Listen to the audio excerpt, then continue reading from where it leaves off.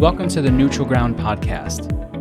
You might think that this week's theme is a little odd, right? That I'm going to talk about the death of one comedian, Norm Macdonald.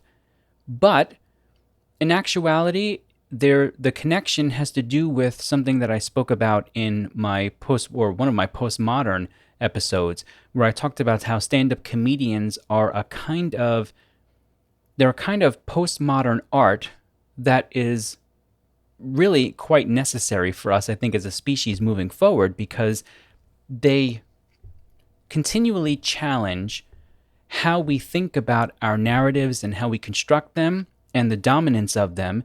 They challenge us to rethink those narratives and consider what parts of them might need to be, let's say, tweaked a little bit for our own benefit, or just outright thrown out at the same time. And I can't think of a better comedian. Maybe Dave Chappelle is phenomenal at this as well, but I can't think of a better comedian than Norm Macdonald in terms of giving us such a simple joke, and yet in that simplicity could pack enough for us to chew on and to think of, that it could actually, maybe even just weeks later, even after you've heard the joke, can make us rethink a little bit about how we approach our lives and approach the way we interact with others. I do have one story. I was very fortunate to be able to meet Norm Macdonald. It was I want to say it was the summer of 2008. I was on a trip to Arizona with my sister. We would go to different places that we've never been to before. And we were in Scottsdale, and we were staying at a hotel, and he was having breakfast at the hotel. And of course, I looked over at the table and I said, "Wait, is that Norm Macdonald?" And my sister Maria as well also liked Norm Macdonald, and she turned around and she saw and she said, "It is. Oh my goodness." So I walked over after we were finished with our food. We both kind of walked over, and I said, "Mr. Macdonald, I'm still a huge fan of Dirty Work." And he gave me the most Norm response ever. He just looked at me and he went, "Oh yeah? Oh, that's great. Yeah, that's good." And just kind of trailed off a little bit. And my sister said, we're great fans of your stand-up comedy as well. And after that initial exchange, he just talked with us for just very briefly, just a little bit. We didn't want to take up his time. He looked like he just kind of wanted to be alone, of course. So we didn't take up much of his time, but he was incredibly gracious and very genuine in how he spoke to us. And that's the thing that you tend to remember more than anything when you have these interactions with celebrities, is how genuine they seem, how they treat you, how they speak to you as just another human being. I don't have any pictures because my father sort of taught us to respect the value of just like a handshake. So we just kind of shook his hand and said, "Thank you for the wonderful entertainment and whatnot." And we went our merry way. But the aftermath of that interaction, though, was that I always kind of wondered, oh boy, did he think that I was being kind of a jerk, like sarcastic? Because that was 2008. He had come out with Dirty Work in 1998. And I thought, oh man, does he think that I didn't like anything else that he did besides Dirty Work? That's the only thing that I valued that he did. And I always struggled with thinking, oh, I really hope he didn't take it that way. And even in his language, of course, the whole, "Oh yeah, that's great. Yeah, that's wonderful." Like I thought, oh boy, does that mean that he does think that? And then he passed away this past week, September 14th, and I read an article that was written in the New York Times about him that came out the 15th. And in that article, it said something that people loved about him was that he lived in this liminal space between sincerity and kind of joking or sarcasm. And although you couldn't really tell all the time where he was when he was with you, in which space, the sarcasm or the sincerity, the people who do know him well continually say that he was an incredibly genuine person. And I did get that sense, at least after the initial interaction, that he was very genuine with us. And it was truly an honor for me to just talk with him for just a little bit. So in this episode, I have a special guest, a friend of mine that I've known for 25 years now. As a matter of fact, when I was 18, when Dirty Work came out, I was one of the few people. I was working a full-time job while still in high school. Even I was pulling in some 30 plus 35 hours, that kind of thing. And I had a car. I was very fortunate, paying for insurance and all that stuff. And I took my friend, my guest here, Scott Hiam, I took my friend to go see Dirty Work. And we saw it together, and it for two young teenage kids, it was fantastic. It was silly. We continually use, even to this day. I'm 41 and I can still recite parts of that movie. Yes, it's not a movie that stands up in terms of political correctness, but at the core of the film is two people trying to save the life of someone they care about. And at the end of the day, we are complex people. We're a complex species. And, they're just trying to save the life of someone that they love.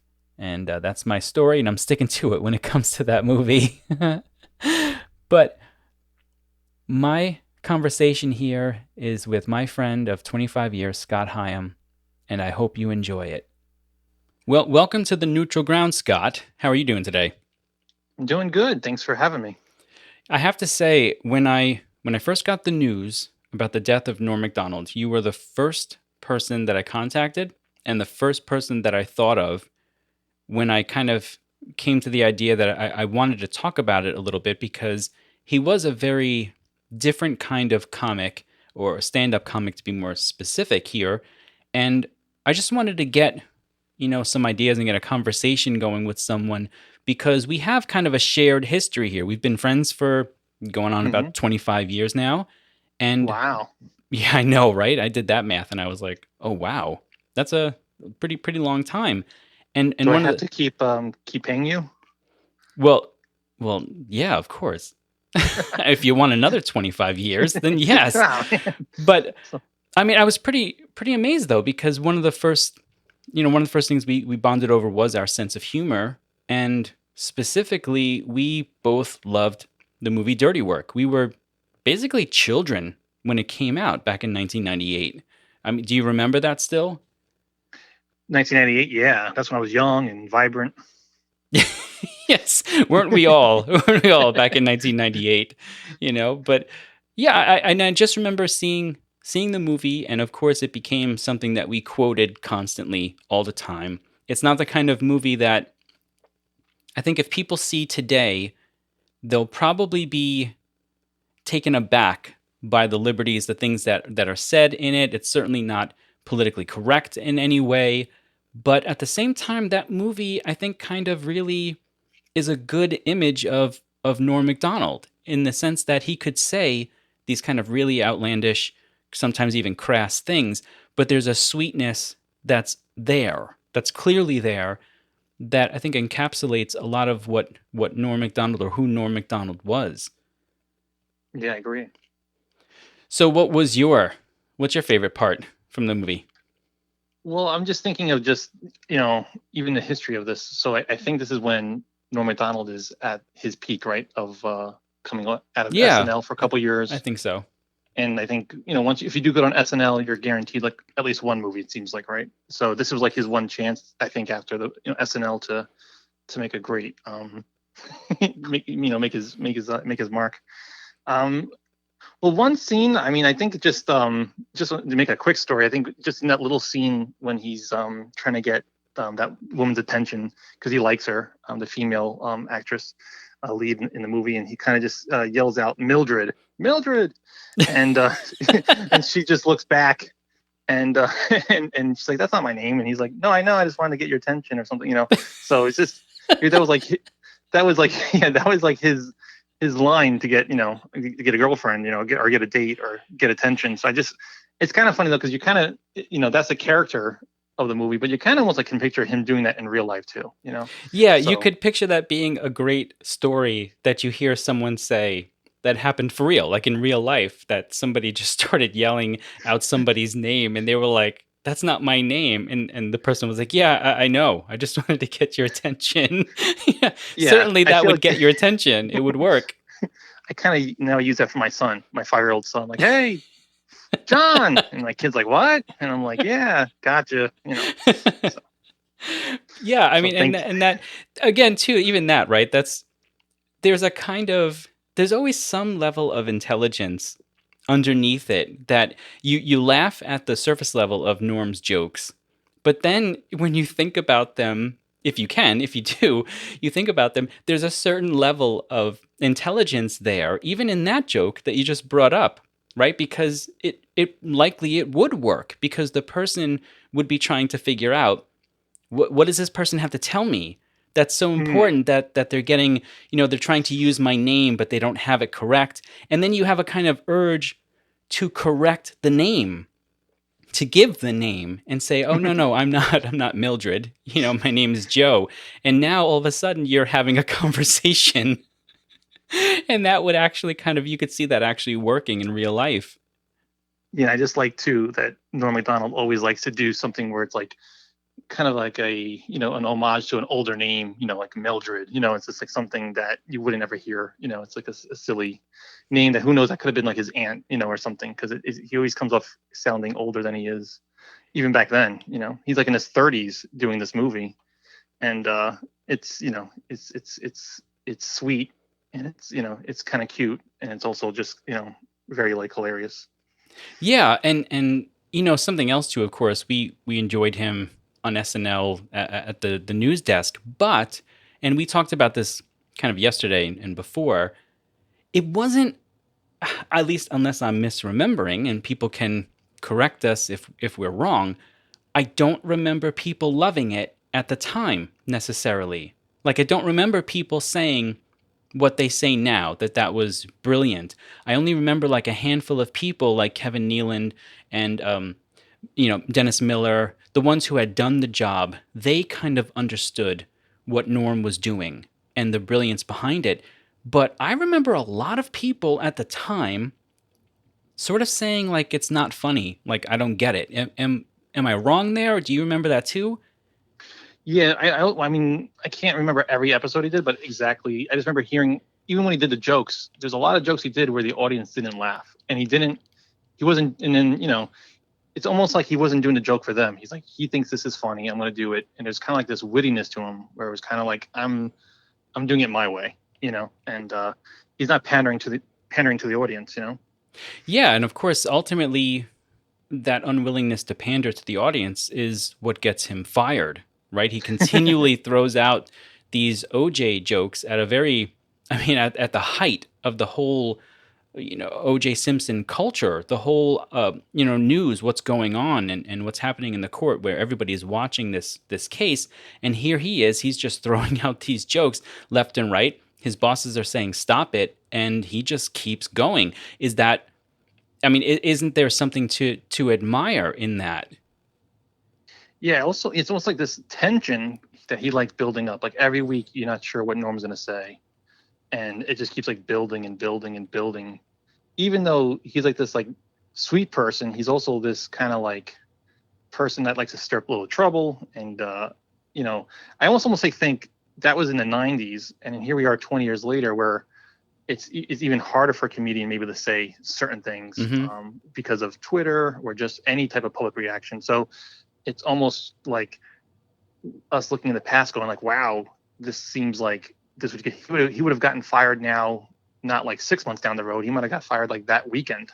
You Oh, know? yeah, absolutely, right? It would have been really easy to sort of cancel Norm Macdonald if we had that kind of mechanism back then. It probably would have been, yeah, really, really even easier to do. And maybe it might have even stopped him from being able to kind of continually build the way that he did. Although he was, from my understanding, is that he was kind of a really a grinder in terms of stand-up comedy. Like he was on the road a lot, constantly Mm. working on his material. So you would hope that because he was so good at that, that eventually he almost would have just climbed his way out of that kind of culture. What I also find it interesting too is like here he is, he's promoted to this great position of being the Weekend Update, anchor, which is something that he even talks about him wanting to be, a host, like almost like a David Letterman. Mm-hmm. So here in his own little way, he's like a host, and he has this is the moment where he has it all, and he's willing to throw it away.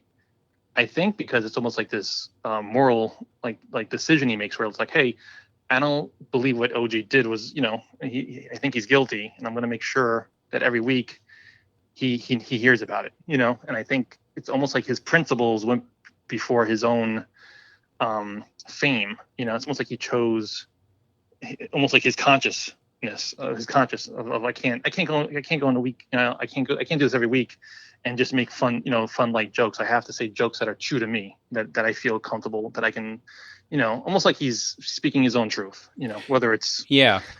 even if it's in bad taste. Yeah, and he had those kind of interesting moments too, right? I mean, we both loved that show. Oh gosh, now I'm gonna blank on the name. The comedy show that started off with them all living together. Oh, okay, yeah. Last Comic Last Standing. Comic Standing. Thank you. And he had, when they brought the show back, and he was a judge along with Roseanne and Keenan Ivory Wayans. There's this moment which you can, became pretty famous in a sense, but for a very different reason than his stuff usually does. One of the stand-up comedians is talking about, people using quotations from the Bible as a means of like making an argument. And the stand-up comedian's premise is essentially that, well, if you can use that book to make your argument, then I'm going to use a book that I love. So I'm going to use Harry Potter, and I'm going to quote Harry Potter as a means of expressing, my logic. And Roseanne and Keenan Ivory Wayans, and actually for the most part the audience as well, really kind of likes it. And Roseanne says it's brave what you did.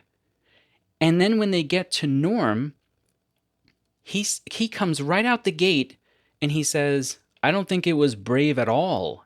And the whole room just goes silent. Like, what? And he makes that point that J.K. Rowling is a devout Christian. And so using her as your kind of your author there, your stand-in, doesn't really work. And I think at the time, you could almost even hear kind of like boos starting. At the time, I think people thought maybe he was being petty Mm. and just didn't appreciate it because it was fairly well known that Norm was a Christian and that Norm had a spiritual side to himself. So I think people thought, oh, you're just being petty and hurt here. But when you, again, that surface level thing, you got to go a little bit deeper. I think his argument had a lot more to do with the construction of the joke is a Mm. problem. If you're using this person who's a devout Christian in that situation and her books specifically, you're not thinking about the layers and the potential levels of your joke that your audience might inhibit your audience from laughing, right? Like Norm right away was like, well, wait a second, there's a problem there. And if Norm can see it, yes, he's a genius and he knows comedy. But if Norm can see it, like others could see that as well. And I thought that that's a really interesting kind of segment of Norm Macdonald as a comedian there and as a thoughtful comedian. Yeah, I also thought, as you're saying that I watched that a couple of years ago too, and I'm not sure if I saw it on YouTube or actually saw it on the television. Remember Yeah. those things? Yeah. and and I also thought it was interesting because he's so smart. Like he had that in his mind, of like I didn't know that J.K. Rowling was Me neither. religious. So Yeah. when he said that, I was like, huh? Like it kind of like educated me where it's like he knows something about an author, and then also he's kind of saying like, hey, this is like low hanging fruit as a joke, and it's almost like he's showing how it's like too easy of a joke to hit on something. Maybe the word is punching down or whatever, but Oh, I think So he did use that term, actually. I think you're right. I think he actually said that. It's punching down. yeah, and I think at the very end he's like, I didn't like it. So it's just like he comes off Yes. once Now, again he comes off as the hmm old man kind of thing. Where I think you can see like Roseanne's just like her mouth's like wide open, like oh huh. yeah. Yeah, and at the time, I'm going to be completely honest, at the time, I thought it wasn't a bad premise for a joke, Yeah, honestly. I kind of thought, all right, yeah, I can see that. Like there's a certain logic to it. I could see it. But then when yeah, Norm says that, I'm sitting there thinking, oh wow, okay, I can actually see his point. You do. You have to be careful about how you construct this. And that kind of leads me into another discussion that we had a few times, right? We're talking about Norm's comedy and how Norm relates to other comedians.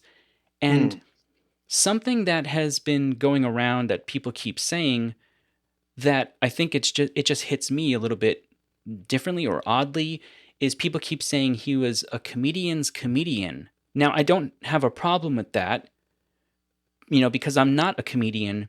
You would think that other comedians would be able to say that. But it's kind of the way everyone is saying it that makes me a little bit like wonder, okay, was he really a comedian's comedian? Because he seemed a lot of the time outside of the, if you allow me to say, the norm, outside of mm. the norm of the stand-up comic, almost in a he took that craft so seriously. It seemed to me like there's only a handful of stand-up comedians who I think took the crafting of the joke to that level, like a Dave Chappelle, like a Chris Rock, like a Burr to a degree. Burr has his moments too, where he really crafts a good, solid joke. Jerry Seinfeld takes it very Yeah. seriously, how he crafts his jokes. And that made me think, like, well, is he really a comedian's comedian, or is he a certain type of comedian's comedian? Mm. Yeah, I think as you're saying that, I'm thinking just, when a comedian's saying, oh wow, he's a comedian means like, oh, he's funny, right? So all the comedians are agreeing that Norm is funny. Mm-hmm. And I think it's really that Norm is going places with his comedy that other comedians are just too afraid to go. Where Mm. Yeah. he's saying things, I think, where the comedians are in the back of the stage going like, oh my goodness, he's saying this out loud in front of people, and this would ruin my career, And I think it's almost like Norm is tying his stand up with his identity of like he'll go down with his comedy, because he believes in it so much, And I also think too, it's just this idea. I think that people, it's funny because even the comedians do this, where they will try to say, hey, remember this joke from Norm, and they'll do the joke, and it's not funny because Yes. it's like it just doesn't translate. Like when Norm does it, it's hilarious, and it could be something so simple, with his how he says it, with his cadence, with his phrasing, and just it's almost like the person behind the joke makes the joke. And it's just like sometimes even like with us, we can copy a joke and say, oh, remember this joke, and like, oh yeah, it's a lot funnier when he says it. But it's just like there's this bravado of him saying certain things, or just in a way he says it that just brings it to life. Yeah, and I mean my favorite, and I've said this in the past. My favorite one that he had been doing for his last special, I guess, his last full special, and it's such a ridiculously simple joke, but it just makes me laugh. And it's the joke where he says, the more I read about this Hitler guy, the less I like him. And you're just sitting there like, what? Like, what is that? What is that actually like? What is your point? Like, and the initial question too is, I mean, after you laugh, then you start to think about it, and you start to go, why is that even funny? Like, we all know how horrible Hitler was, right? Just a Hmm. downright evil individual. And so, what is Norm tapping into there that's making us laugh in a sense at that? At such a ridiculously simple comment. And the only thing I could think of was, for me, stand-up comedians in this new kind of movement where we're in this history, stand-up comedians are really a postmodern creation, right? Where it's all about skepticism, and it's all about creating or destabilizing major, infrastructures and things that we take to be as completely truthful, they like to destabilize it a little bit so that it Mm. forces us to rethink about them in some way. And so I was thinking about that, and I thought, well, today, something that people like to say a lot is we overuse the term, he is a Hitler or she's a Hitler, and how by doing so we remove how bad he actually was in real life. We almost soften how bad it was because he was horrible. He was horrific, really. And so the more you use it, the more you take away or destabilize that the power that individual actually had. And so it's almost like in the ridiculousness of that joke, he's almost challenging us to reconceptualize, okay, thank God, and hopefully we never actually do have another real Hitler because Yeah. of what that would actually mean, the amount of death and the amount of horror that would actually bring. I don't know. Am I overthinking that a little bit?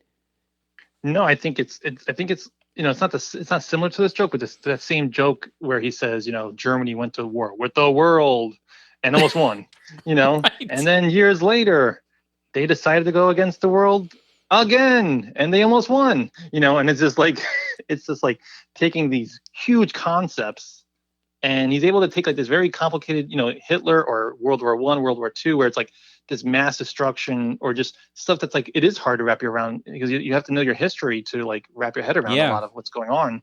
And it's kind of crazy because you like you said, we've been friends for almost 25 years, so we grew up in the 80s, and then here you have like World War I, World War II within like 50 years before we were born. Like this stuff's happened, it's like 25 years ago, like on blink of an eye, Yeah. so it's hard to wrap your head around, like, wow, we practically, it's like right behind us, it's not, we're not that far away from it. So it's just this concept of like, the more I learn about this guy, he's not a great guy, but it's almost because maybe because we've forgotten as a society, and Yeah. I think he's pointing that out, like you said. And I think he's able to just take these little simple jokes in a way, and they're simple where you can just hear it face value, but then like you said, when you think about it, you're like, wow, he's teaching me something. It's almost like hitting your brain, hitting your heart in like different ways, where it's hitting your emotion, where it's like a quick laugh, like and then you're actually thinking about it, and you're like, wow, that's actually really insightful, and it can still be funny and true. Yeah. And who could, to your point too from before, who could, I can't think of a single comedian who could do that the way that he did it, and maybe even conceptualize the joke the way that he did. I really can't. Like the best I can think of is the way that Chappelle is able to talk about really controversial things. And Mm. yes, he'll get blowback. He does. He gets more than his fair share. But he takes solace in the fact that he does not just go up and say things. He constructs them very carefully, word for word, how he wants it to go out to the audience. And he uses that almost as a kind of shield. Like, don't don't think of my I got to say this just right. Don't think of my comedy as me just throwing out my thoughts. These are things that I have grappled with, wrote, rewritten, edited to get it just the way that I needed it to. Take it as a kind of piece of art almost in a sense, and look at it from that value point as a piece of art, as a thoughtful piece of art. I'm always amazed how far even someone like Chappelle has come in that ability to construct the way that he does. He's marvelous too in a similar fashion. Yeah, and as you're talking, I was thinking of how I think Norm even says in an interview with Mark Maron how he doesn't actually like abstractness. Like he doesn't think like that. It's almost like when he speaks, he wants to get very clear to the point, where it's not this innuendo or this type of talk, where it's like when he's speaking and when he says something, it's very like, oh, Norm's saying this, and it's he doesn't like mince words. It's Hmm. like he doesn't actually, and he doesn't. like Chappelle will do a great job of painting a story, right? Where it's Mm-hmm. a lot of like you see in construction, where I think Norm's constructing too, but it's almost like he takes like shortcuts in a way to get to his point. He's just like, I'm gonna say this, and kind of just let the audience like just hit the audience, and then either the audience will laugh Mm-hmm. or the audience will go like they'll just drop their jaw a little bit. Which I think goes back to why he might. Your argument is you don't think he's a comedian's comedian. Yeah, I Because he don't. might not appeal. Yeah. Could you I explain that a little? Yeah, I guess what I'm trying, and I'm struggling with this still, which is why it's coming across exactly the way it is in my head right now, which is a little bit in disarray, because I'm Yeah. I'm struggling to try to explain exactly why it's hitting me in a weird way. I guess because, and again, I'll just use someone like Chappelle as an example. I kind of feel like he's more of a stand-up comedian's comedian in the vein of someone like Chappelle or Seinfeld, someone Mm, who is who respected. who not even just respected, but they respect what it takes to not simply write a joke, but all of them, what they do is they write and think about how is the audience consuming every word? And Mm, that's not something that you see in every stand-up comedian. It just isn't. There are times when you have throwaway words and throwaway lines in stand-up comedy, right? Like, and we don't pay too much attention to it all the time as long as we get a good joke at the end. But with someone like Norm and Chappelle and Seinfeld, these people who construct and interact with the audience, the minds, that's the kind of comedian that I think of who would truly kind of say, we've lost someone here mm, in that vein. Because, like, and I'll bring this up not for controversy reasons, but just to bring it up, on the Joe Rogan podcast with Chappelle, Rogan was talking about his friend Andrew Schultz, and he brought up the type of comedy that Schultz does online. And Chappelle, in a very respectful way, he literally says, with all due respect, and he means it, he says, that's not what I do. And there's something about that moment when you can feel that Chappelle is really trying to say, don't don't put him in the same category as me, not in some human way as if Chappelle feels better than Andrew Schultz, but in a genre way of comedy. Like, mm, I am a stand up comedian.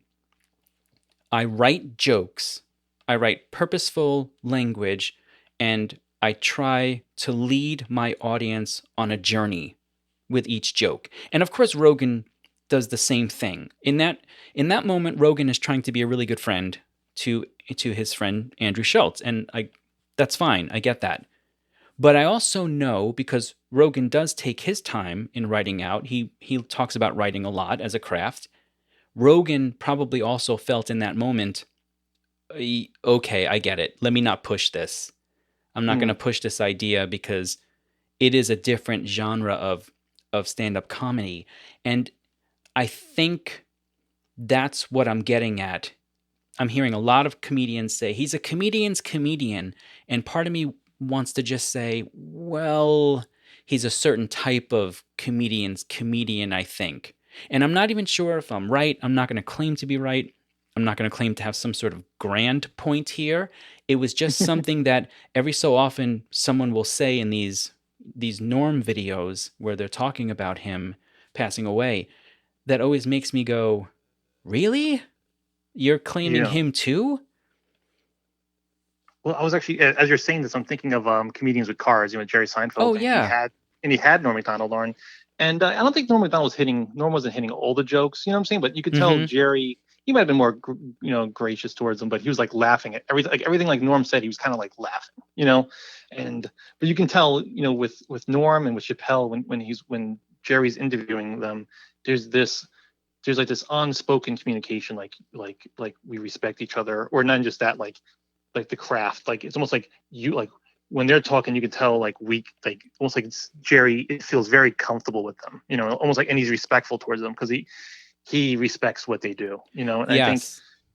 and Hmm. I almost, I always feel like every comedian has like a good 3 to 5 years, maybe 10 years, who knows, or like just pockets of like, wow, this stand-up special was great, and then they come back like 7 years later, and it's interesting because even Chappelle, like he had that time where he had that nice break, so when he came back, it was like, wow, it's refreshing, Hmm. so it's hard to be, in front of the audience constantly and still be funny because you repeat the same jokes.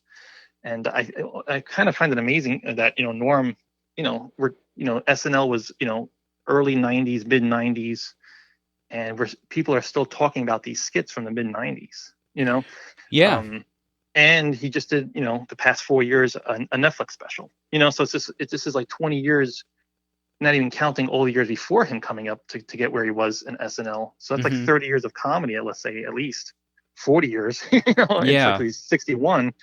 And and then he had the Norm show, on that Norm, live, I guess it was on YouTube, and he had guests, and he was still being super. He was getting really good ratings, of views, Hmm. and people loved it, and he was getting a lot of young viewers. So it's Yeah. just interesting that he was able to get a generation in the 90s, and then 20 years later still get young people again to click on this show. And because YouTube, you know it's kind of interesting that sometimes I perceive Norm as being like this older guy, older kind of comedy, Hmm. but he kind of like jumped into this YouTube space because he knew it was more freedom back then, I think, Yeah. I agree. Yep. and it was on his terms again. Hey, I can start this little show, I can say what I want. And Hmm. it's almost like it was a place of, 10, like 8 years ago, YouTube was this place of, or even like podcasting where, we, even Joe Rogan, like you can go there and say what you want and no one's going to tell you what to say. So it's this freedom, I think, that Norm was craving. I think, I think YouTube and his podcast really kind of gave him a voice again.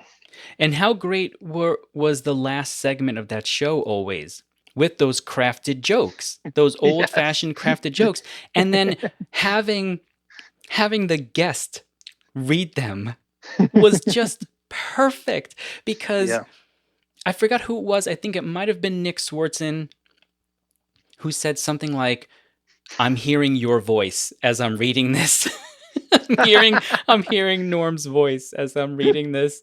And again, it was crafted stuff, crafted material that was actually pretty funny. And the ones that didn't work, that was funny because he would kind of hear it and he'd admit Blame it. it. It's not good. Forget it. And he'd take the card and he'd throw it. Forget it. That's a stupid joke. Forget it. That kind of a thing. And I I love loved, yeah, go ahead. No, I just love when Super Dave's when he's like, "Who's writing these jokes?" Yeah. He's like, he does that raspy voice. Yeah. How did you? He's like, "Did you just say that? Yeah. Did you just say that?" Right. And then of course, he'd blame Adam for it. Yeah. It's like, oh, did you write that? Is that, oh, come on, man. That's not good. It's and Adam, to his credit, would always play that sidekick wonderfully. Yeah. Yeah, that was great. Yeah. I think you're right. I think, it is in some ways, well, we talked about this a little bit beforehand as well. There's a double edge with Norm Macdonald and this Mm, this whole internet thing, if you will. It's something he would probably say. This whole internet thing. He gained a tremendous young following because of YouTube and because of people looking at his past skits. But one of the most famous ones of him, of course, is when he was on Conan with her name was Courtney Thorne. Is that right? The woman who yes. was Melrose leaving Place. Melrose Place and was going to do the movie with Carrot Top, and of course this has become hugely famous, and it's going around, especially this past week after he passed away, and everybody's laughing. But there's also another video where someone asks him much later on, right? Like maybe only a couple of years ago, asks him what was the fallout of that situation like? What was it like after the interview was over? Were people like telling you like, you're a jerk, how could you do this? And he said, back then there were no, he said there were no computers, which is kind of funny. Back then, there were no computers. He goes, you would say something in a room to whoever was there, and that was the life of it. It was essentially done. Now, of course, you could make the argument that, of course, we had we had ways of videoing situations, but his point is still, is still a good one in that there was no way that he would ever think that millions, literally millions and millions of people would see that moment, and that whether or not he was proud of it or not proud of it or whatever, that would be something that would stay as long as it did. And apparently, according to the people who really did know him well, like Bob Saget and like others who knew him well, he apparently was a fairly sensitive guy, honestly. So I can't help but, I don't know about you, I think you saw that too, that video. I got a certain sense of, if he had it his way, it probably would have died there in just a moment. Yeah, I think 'cause I saw that clip even a year ago. And I actually saw like the whole clip. So you have Norm do his part, his interview, and then she comes out, and he's like constantly interrupting. It's like Yes. he's interrupting the whole interview of her. So it's like, and he does that a lot. Like, it's funny. I really feel like he's like this introvert alone. Mm-hmm. But then once you put him on a stage, he can't even like help himself. He loves talking Mm-hmm. over guests, which is like, in some ways, the guest must think like, hey, if I'm next to Norm, he's gonna totally take like my airtime, because Yeah. it's almost like it's Norm's one segment, and then they let him stick around, and it's like, oh, it's actually gonna be Norm's second segment because he's gonna keep cutting in, Right. and you can tell he's sitting there, he can't help but blurt something out, and it's just like this kitty, it's like he's like this like little kid, where he's hearing this actress talk about going to Melrose and this hit show where she made most of her fame, and then she's gonna leave the show and now go to this movie doing, I'm gonna star in this movie with Carrot Top, and he's like, wait a second, like this is not a good move in a way. He's like making jokes, and box office death, it should be cold or something. He said, the title. Box office poison.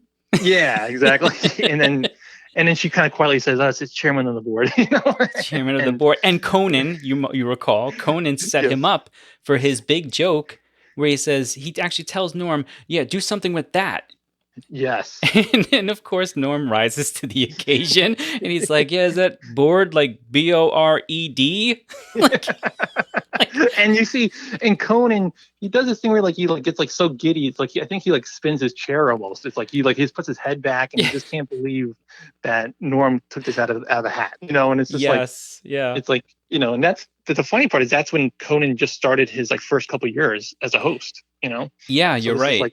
So it's like Conan's in his like early 30s, and here's Norm in his mid 30s, and they're kind of like kids in some ways when you look at it. It's just like this fun time.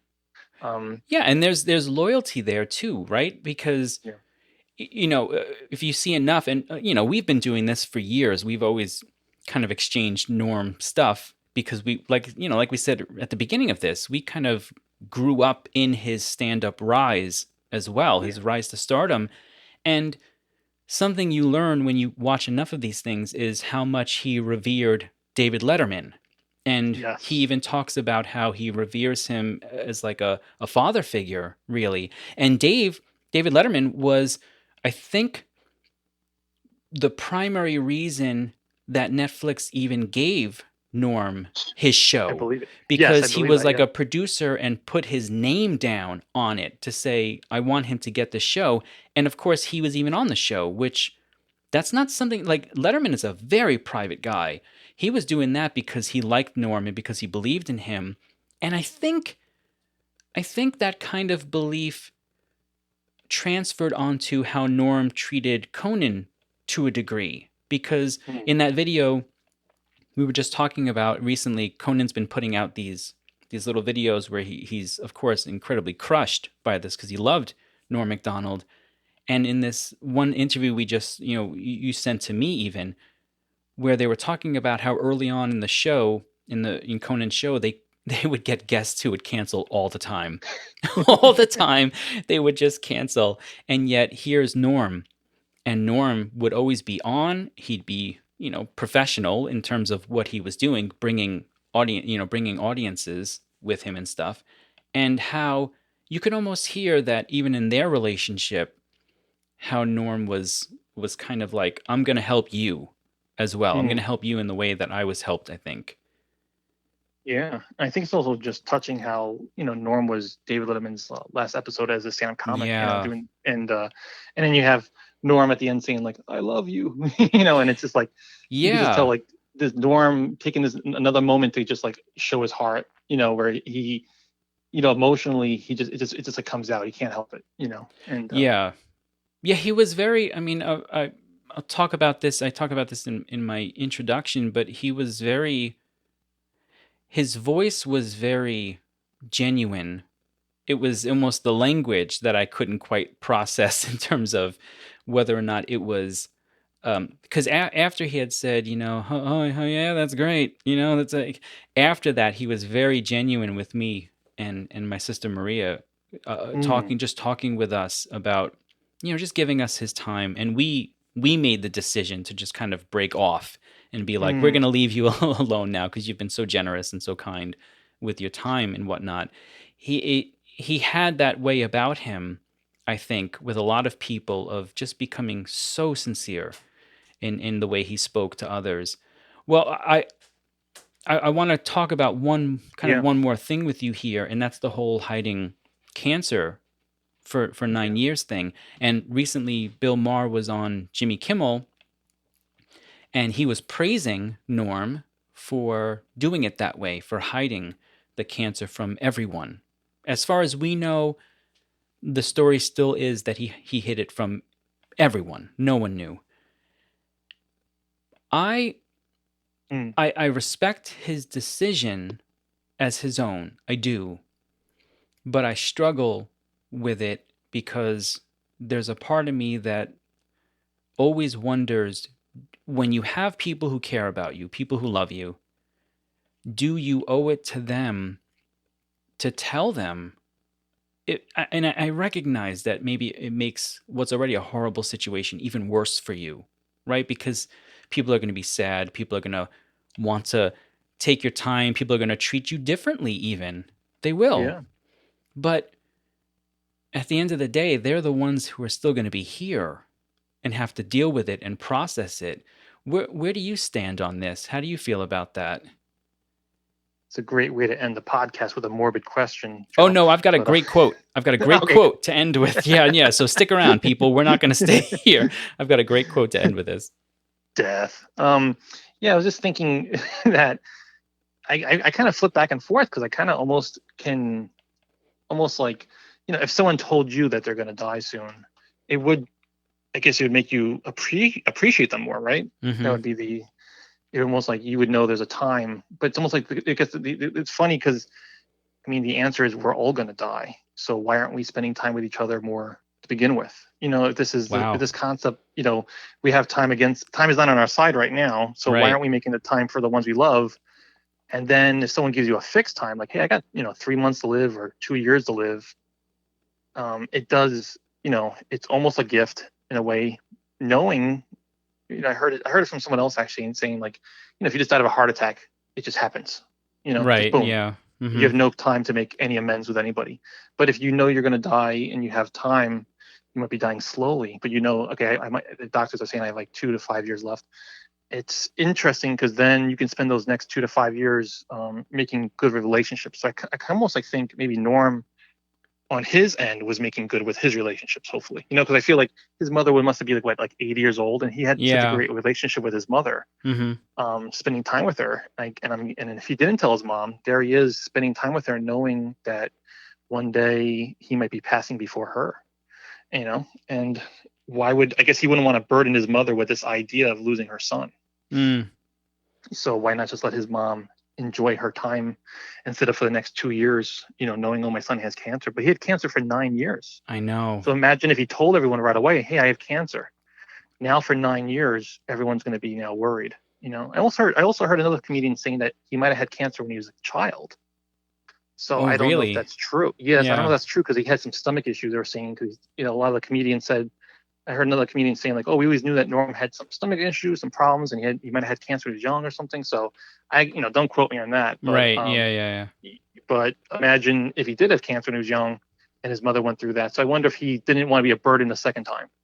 Like Mm, if he felt the burden around him the first time as a child, and then not want anyone to worry about him or something. right. I don't know. It's interesting because I just feel it's kind of like if I knew someone was dying, I would be calling them more, but at the same time, shouldn't I be calling this person more in the first place if I care about them? So it's just a little bit of a, it's interesting. I don't recommend it. Yeah, I don't think I could do it. I would want them to know, I guess, but at the same time, I respect it, I guess.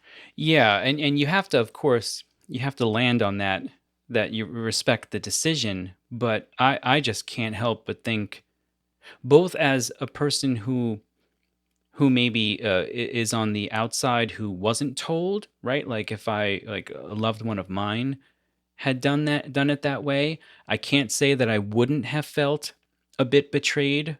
Like, Yes. why didn't you allow us to start the grieving process even a little Mm, bit sooner? Because there is something to be said for that. And yet, also at the same time, I could see, if it were me, I could see the allure of not telling others, because I'd want to experience them, the whole time until the very end, right? Because again, like I said, there's no way that you could tell people that you're, in this position without it maybe altering your relationship a little bit in some way. And maybe Norm he was trying to preserve that for himself. Remember me, and let me remember you as we always were in some ways. But yeah, I do. I struggle with that decision. I don't think I could do it, but I respect what he decided.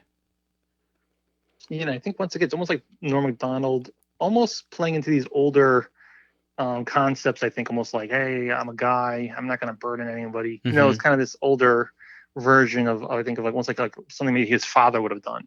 Something I don't know. Yeah. It's just something that he sees it as noble. I'm not going to burden anybody. Well, that's how most people are reading it, right? In the positive vein, most people are reading it as pure nobility.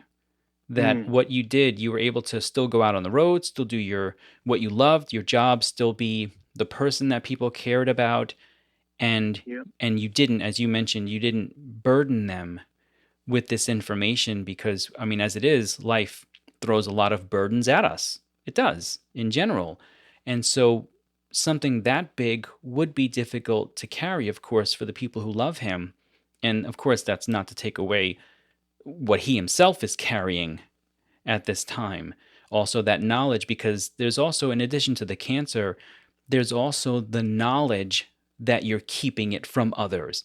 That's another reason why I don't think that I could even do it necessarily, because I'm not sure I could live with knowing that others didn't know, if that makes sense.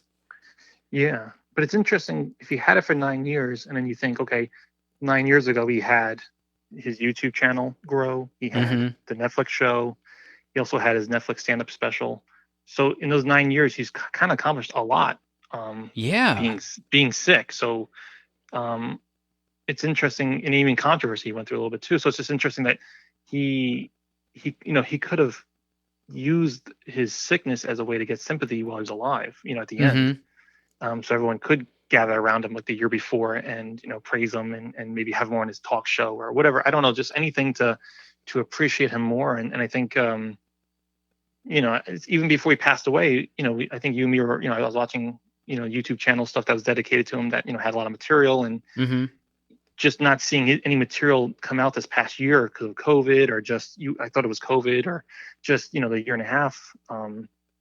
It almost felt like, him not producing anything or me seeing him doing anything new, left a little sadness in me even before Yes. he died, because I missed seeing him doing something somewhere every 6 months, or doing, producing something where I can go, oh wow, this is something from Norm. And I was kind of almost like holding on to the memories even before he died. And Mhm. now we're doing it as a whole society, but I felt like I was doing that already. You Yeah, know, we were talking about, he had come out with a couple of like couch iPhone videos, yeah, interviews, with like one with Roseanne, I remember. And And of course, we both clicked on them as quickly as we could because I think we thought selfishly, of course, we wanted to hear that and to hear him interacting with others always was, a treat. But we also both commented on how it seemed like something was Oh, off yeah, because he lacked a little bit of the clarity that he usually has and even a little bit of the timing with the people. Now that could be of course a technology problem as well, but there was something about it that did seem a little bit off. And of course this is all hindsight stuff, yeah, but it did. It seemed it was great to see him, but selfishly I wanted him to do something for us about, during this difficult time, this pandemic stuff. I wanted to see him produce something that could maybe even make a little bit more sense of what was going on. I feel like he was somebody that could have done that really well. yeah. And that's a good point. It almost feels like with Norm, no matter how old he gets, he always has something to say that I think an audience is willing to listen to. Yeah, that's a good way to put it. Yeah. You know, it's almost like he always has our curiosity of like, what is he going to say next, or just we not just like fan, being a fan, like, oh, I just want to consume everything he says, but we're generally interested that he might say something, that he always kind of says something with value, and it's usually funny or already. um yeah, it's sad, but it's interesting that we live in this time where this is 40 years ago, someone passes away, the memory doesn't really live on. Now he has all this footage of himself Mm-hmm. that people are uploading, and now uploading more. And even like you said, Conan is constantly now every couple of days putting more stuff up. I wonder how long this will go.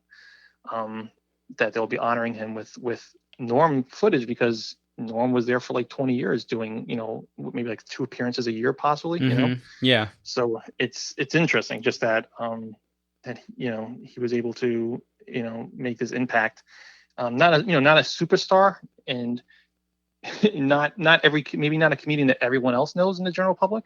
Mm-hmm. If you said it to somebody else, maybe they're like, oh yeah, maybe Oh not. yeah. Can I just give a nod to us for a second? Because you and me both remember again, there was a time when we would talk to other people about Norm Macdonald and they had no idea who he was Yeah, and they did not find it funny. You and me both, we can attest to this. We would say our yeah. lines from his comedy, from even the movies, and people would look at us like that's really stupid. So um there's a part of me that's like I'm happy that people found him and stuff like that and find it to be enjoyable. Um, but again, it wasn't always that case, and maybe that's why the comedian's comedian thing bothers me. Maybe that's why it is, because Hmm. it was like we saw it back then even that there was something there that the general public maybe didn't hit upon right away with him, and now that they are, maybe I feel a little bit like Vindicated.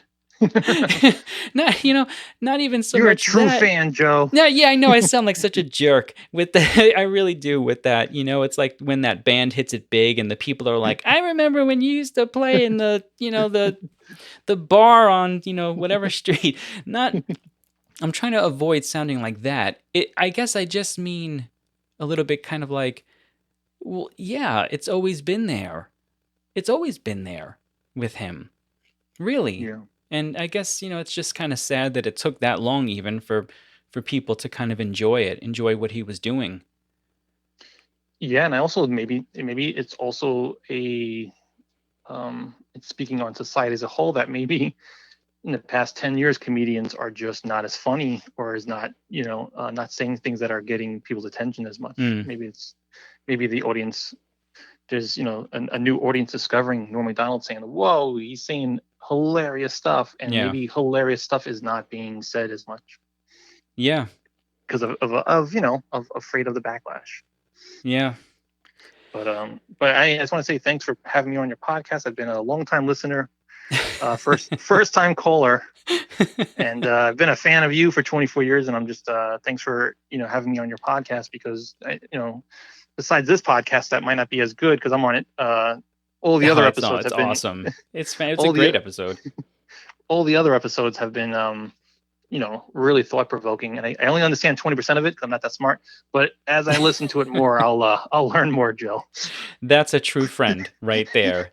Let me end on a high note here too. Then with him, with a quote that has been going around, but it's a great quote. It's a joke, and it's a perfect Norm joke. In one of his stand-ups, he says, "I'm not a doctor, but I'm pretty sure that if you die, the cancer also dies at the same time. That to me is not a loss. That's a draw." It's a perfect kind of Norm joke for this moment. Yeah. Well, thanks for being on the show, man. I'm sure I'll probably talk to you in like a day or two. I'll just call you up normal, just to see how everything's going. All right. You can always record me. Don't worry. Well, I hope you enjoyed my conversation with my longtime good friend, Scott Hiam. If you did, please consider subscribing to the podcast or following it on whichever platform you're currently using to listen to me. And head on over to theneutralgroundpodcast.com, where you can leave me, or even my friend Scott, a nice little message, something uplifting, hopefully, right? Because we all need uplifting things to hear now and then. You can leave him a message, an audio message. You can leave me an email at theneutralgroundpodcast@gmail.com. And of course, I'll make sure that Scott gets the message. Unless it's like mean, in which case, I'm not saying it. I'm not going to give it to him because I'm a good friend, just like he's a good friend. Well, I hope you've enjoyed the conversation. And as always, try to keep one foot firmly planted on the neutral ground. And have a great day.